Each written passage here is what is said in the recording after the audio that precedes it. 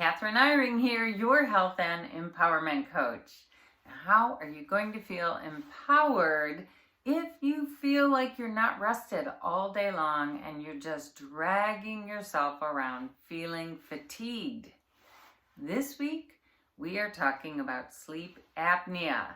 And my challenge to you is to get tested to know for sure whether or not you have sleep apnea. Especially if you live alone, you really have no way of knowing because you don't have someone telling you, hey, you're waking me up all night long snoring. And you don't have someone saying, sometimes you seem to stop breathing while you're sleeping. So get yourself tested. Now, I wrote an article about this a few years back, so I'm going to refer to that in this video so I don't forget anything. So there are two types of sleep apnea. The most common form is called obstructive sleep apnea. And this is where your airway becomes blocked and the soft tissue in the back of the throat is falling down, collapsing during your sleep. And this is causing the problem with snoring and stopping breathing. But the other is called central sleep apnea. And if you have this type, the brain is sometimes just not telling the muscles in your body to breathe. And this is because of an issue in the respiratory control center. These can both be addressed by your doctors and by equipment as well. So who's at risk? All of us. Even children are at risk. But here are some more common risk factors I'm going to read to you. 1, being male. 2, having excess weight. Another, being older than 40 years. Having a large neck, which would be greater than 17 inches for men and 16 inches for women. If you have large tonsils, a large tongue, or a small jawbone. If you have a family history of sleep apnea. If you have nasal obstruction, this could be deviated septum, allergies, sinus problems. So what happens when this is left untreated? It's not good, and it's a modifiable health risk. In fact, you can do something about this. This is why I'm encouraging it this week.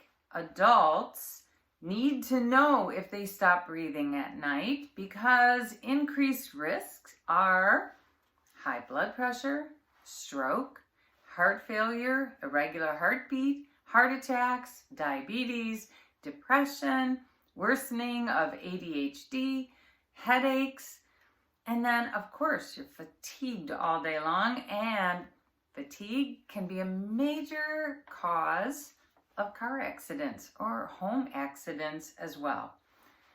Marriages suffer too, and I know plenty of marriages that have in fact suffered because of one of the two snoring so badly that they bicker about it in the daytime or they have chosen to sleep in separate rooms. So my friends, this condition is treatable, and I do encourage you to get tested and make sure if this is you with a problem like this, just go get treatment. I'm sure everybody has heard of a CPAP.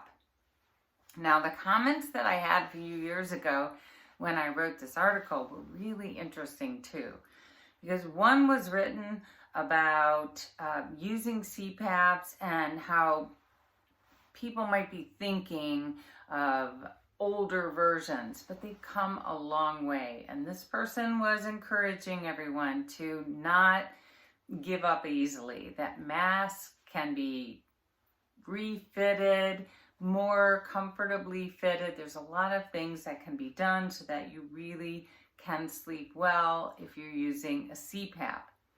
And another comment I had was from a person I know who is a nurse, and she said, we always think about how awful it is to have a stroke and the rehab that would be necessary for that, but we don't think about how maybe just getting your apnea treated can be something that can help prevent this awful situation later from happening. So, in other words, I've always said, I want you to live a long, healthy life without regrets. Well, this is just one of those situations.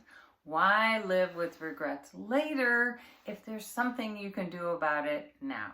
So I am encouraging you to get checked for sleep apnea.